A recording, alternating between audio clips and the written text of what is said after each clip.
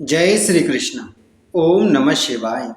प्रिय भक्तगणों, ऋषि पंचमी का व्रत भाद्रपद मास के शुक्ल पक्ष की पंचमी तिथि को रखा जाता है। प्रिय भक्तगणों, आज मैं आपको ऋषि पंचमी व्रत की कथा सुना रहा हूँ। सबसे पहले जानते हैं स्नान विधि प्रारंभ कैसे करनी चाहिए। प्रिय भक्तगणों, व्रत करने वाला प्रथम दिन एक बार भोजन करें और भाद्रपद शुक्ल पक्ष की पंचमी अर्थात ऋषि पंचमी को मध्याह्न समय दोपहर में किसी नदी या जलाशय पर लट जीरा की 108 अथवा 7 दातुने। लट जीरा का मतलब जिसे गांव में शहरों में अलग बोला जाता है, गांव में इसे औंगा की जड़ बोला जाता है। औंगा का पेड़ होता है जिसे चिड़चिटा भी कहा जाता है। इस पेड़ की 108 दातुन 108 पत्ते इस व्रत में प्रयोग किए जाते हैं। आयुर्बल के श्लोक प्रार्थना कर मुख दुर्गंध आदि नाशाय पड़ता हुआ दातन करें, यानी मुख की दुर्गंध दूर हो, मुख की दुर्गंध का नाश हो। इस प्रकार प्रार्थना करते हुए इस पेड़ की जड़ से टहनी से दातुन करनी चाहिए। दातुन 108 बार की जाती है। उसके बाद में दातुन करने के बाद शरीर से मिट्टी लगाकर स्नान करें। लौकिक रीति से सिर पर लट जीरा की 108 या 7 पत्ती रखकर 108 या 7 गोले लगाकर स्नान करें। अर्थात दातुन करने के बाद में जो औंगा होता है, चिड़चिटा होता है, उसकी 108 पत्तियों से सिर पर रख कर के स्नान करना चाहिए और 108 ही लोटे या मग्गा पानी डालना चाहिए। स्नान करने के बाद में ब्रह्मकूर्च विधि यानी पंचगव्य गौमूत्र, गोबर, गौ दुग्ध यानी गौ का दूध, गौ का घी और गौ का दही बनाकर प्राशन के लिए दाहिने हाथ में जल लेकर संकल्प करें।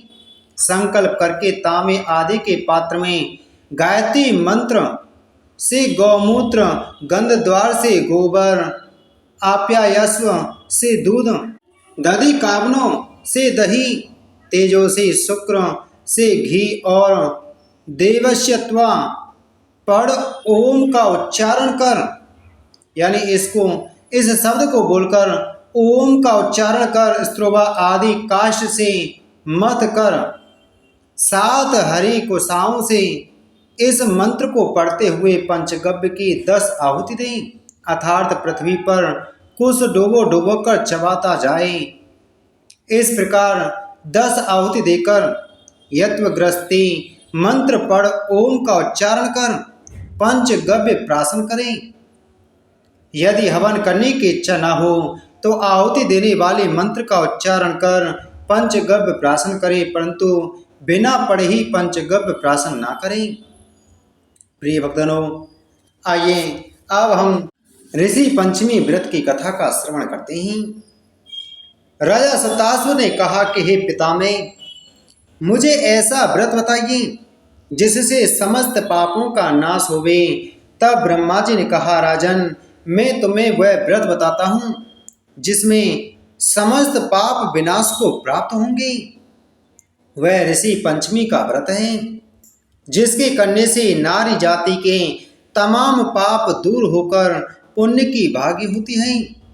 इसके बारे में तुमसे एक पुरातन कथा कहता हूँ कि विदर्भ देश में एक उत्तंग नाम के सदाचारी ब्राह्मण निवास करते थे।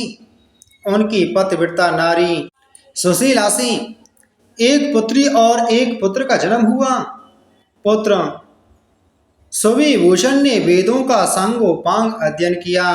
कन्या का समयानुसार एक सामान्य कुल में ब्याह कर दिया, पर विधि के विधान से वह कन्या विधवा हो जाती है तो वह अपने सतीत्व की रक्षा को पिता के घर रहकर के जीवन यापन करने लगी। ब्राह्मण ने सपरिवार गंगा तट पर कुटी बनाकर ब्राह्मण बालकों को विद्या अध्ययन कराने लगी। एक दिवस कन्या माता पिता की सेवा कर एक शिलाखंड पर शयन कर गई।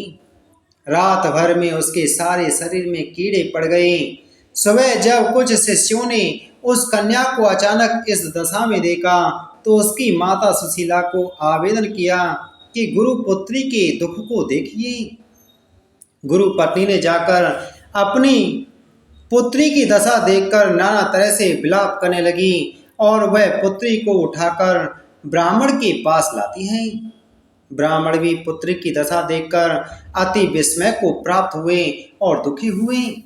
तब ब्राह्मणी ने हाथ जोड़कर कहा, महाराज, क्या कारण है कि इस पुत्री के सारे शरीर में कीड़े पड़ गए हैं? तब महाराज ने ध्यान करके देखा तो पता चला कि यह पुत्री 7 जन्म पहले भी ब्राह्मणी थी। तो एक दिन रजस्वला होते हुए भी इसने घर के तमाम बर्तन भोजन सामग्री छू ली और ऋषि पंचमी व्रत को भी अनादर से देखा। उसी दोष के कारण इस पुत्री के सारे शरीर में कीड़े पड़ गए हैं। क्योंकि रजस्वला रोज धर्म वाली नारी प्रथम दिन चांडालनी के बराबर व दूसरे दिन ब्रह्मघातनी के समान व तीसरे दिन धोबिन के समान शास्त्र दृष्टि दूषित से मानी जाती है। तुम्हारी कन्या ने ऋषि पंचमी व्रत के दर्शन अपमान के साथ किए, इससे ब्राह्मण कुल में जन्म तो हुआ पर शरीर में कीड़े पड़ गए हैं। तब सुशीला ने कहा, महाराज, ऐसे उत्तम व्रत को आप विधि के साथ वर्णन कीजिए जिससे संसार के सारे प्राणी मात्र इस व्रत से लाभ उठा सकें। ब्राह्मण बोले, हे सैधरणी, यह व्रत भाद्रपद मास की शुक्ल पक्ष की पंचमी को धारण किया जाता है। पंचमी के दिन सुंदर नदी में स्नान कर व्रत धारण कर सायंकाल सप्त ऋषियों का पूजन विधान से करना चाहिए। भूमि को गौ के गोबर से लीप के उस पर अष्ट कमल दल बनाकर इस मंत्र को सप्तऋषियों की स्थापना कर प्रार्थना करनी चाहिए। महर्षि कश्यप, अत्रि, भारद्वाज, विश्वामित्र, गौतम, जमदग्नि और वशिष्ठ महर्षियों की स्थापना कर आचमन, स्नान, चंदन, फूल, दीप, नैवेद्य आदि से पूजन कर व्रत सफल की कामना करनी चाहिए। इस व्रत को करके उद्यापन की विधि भी करनी चाहिए। चतुर्थी के दिन एक बार भोजन करके पंचमी के दिन व्रत आरंभ करें। सुबह नदी या जलाशय में स्नान करके गोबर से लीप करके सर्वतोभद्र चक्र बना के उस पर कलश स्थापित करें। कलश के कंठ में नया वस्त्र बांधें। पूजा सामग्री एकत्रित कर अष्ट कमल दल पर सप्त ऋषियों की स्वर्ण प्रतिमा स्थापित करें। फिर षोडशोपचार से पूजन कर रात्रि को पुराण का श्रवण करें। फिर सुबह ब्राह्मण को भोजन कराकर दक्षिणा देकर संतुष्ट करें। इस प्रकार इस व्रत का उद्यापन करने से नारी सुंदर रूप लावण्य को प्राप्त होकर सौभाग्यवती होकर धन पुत्र से संतुष्ट हो अजय उत्तम गति को प्राप्त होती है। दूसरी कथा भविष्य पुराण में इस प्रकार आती है कि एक बार महाराज कृष्ण से महाराज युधिष्ठिर ने कहा कि वह कौन सी पंचमी है जिसके करने से नारी जाति दोषों से मुक्त होकर के महत्व पुण्य को प्राप्त होती है। आप मुझे संक्षेप में श्रवण कराइए। भगवान श्री कृष्ण जी ने कहा, राजन, भाद्रपद शुक्ल पक्ष की पंचमी को ऋषि का व्रत रहने से रजस्वला से मुक्ति होती है। क्योंकि जब इंद्र ने वृत्रासुर को मारा था तब ब्रह्म हत्या का एक भाग नारी के रज में, दूसरा नदी के फेन में, तीसरा भाग पर्वतों में, चौथा भाग अग्नि के प्रथम ज्वाला में विभक्त किया था। इससे हर वर्ण जाति की नारी को रजस्वला होने पर प्रथम दिन चांडाली, दूसरे दिन ब्रह्मघातनी, तीसरे दिन धोबिन के माफिक दोषी होती हैं। इससे उस दिन प्रति वस्तु छूने से अपवित्र होकर दोष होता है।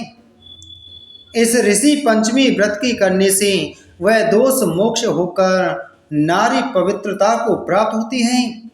हे राजन, विदर्भ देश में एक स्वयंजित नाम का एक राजा था और उसी राज में एक सुमित्र नाम का ब्राह्मण था। उसकी जयश्री नाम की पत्नी एक दिन कृषि कार्य में रहती रजस्वला धर्म को प्राप्त हो गई और वह समयानुसार भोजन प्रति वस्तु छूती रही। इस प्रकार समय पाकर दोनों पति पत्नी की मृत्यु हो गई। मरने पर ब्राह्मणी को कुतिया का जन्म हुआ और ब्राह्मण को बैल का जन्म लेना पड़ा। इन पर दोनों को अपने तप के प्रभाव से पूर्व जन्म की बातों का स्मरण बना रहा और यह दोनों प्राणी अपने ही पुत्र के घर पालित हुए। एक दिन पितृपक्ष में ब्राह्मण कुमार ने अपने पिता की श्राद्ध तिथि में विधि के साथ ब्राह्मण भोज रखा और अपनी पत्नी को स्वादिष्ट पकवान बनाने की आज्ञा दी। इस प्रकार इधर ब्राह्मण पतों ने विविध पकवान खीर आदि बनाकर तैयार की। भाग्यवशात एक सर्प ने उस खीर में जहर उगल दिया।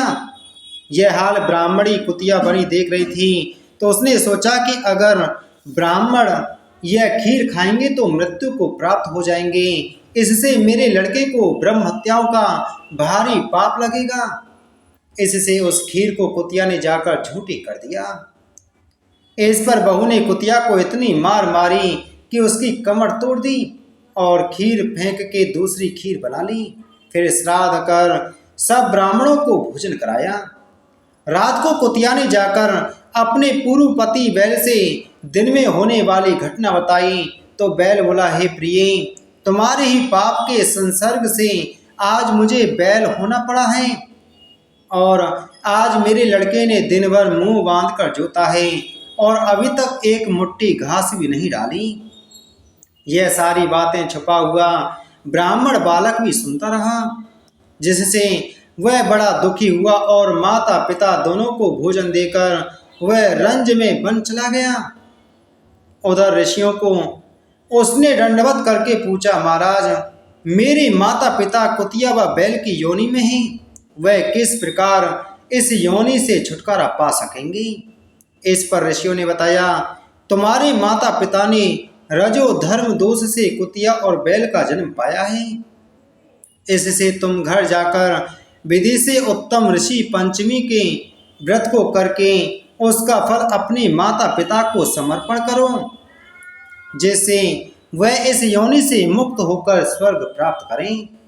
मुनियों से विधि सुनकर ब्राह्मण पुत्र ने घर आकर विधि के साथ सर्वांत सहित यानी पत्नी सहित भाद्रपद पंचमी को ऋषि पंचमी व्रत को किया और श्रद्धा से उस व्रत का फल अपने माता पिता को समर्पण किया, जिसके प्रभाव से वह इस क्रूर योनि से छूटकर दिव्य देह विमान पर आरूढ़ हो स्वर्ग को प्राप्त हुए।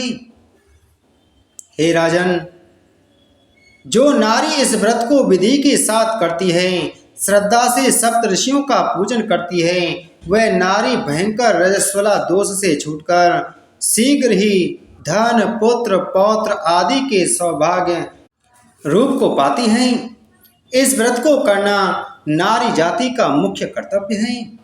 इससे तन मन आदि के दोष से मुक्त होते हैं। जो फल तीर्थों के करने, दूसरे व्रतों को करने आदि से प्राप्त होते हैं, वह फल इस व्रत से अनायास नारी जाति को मिलते हैं। हे युधिष्ठिर महाराज, इस व्रत का ऐसा महत्व है, इसलिए इस व्रत को सभी नारी जाति को करना चाहिए। बोलिए श्री कृष्णचंद्र भगवान की जय।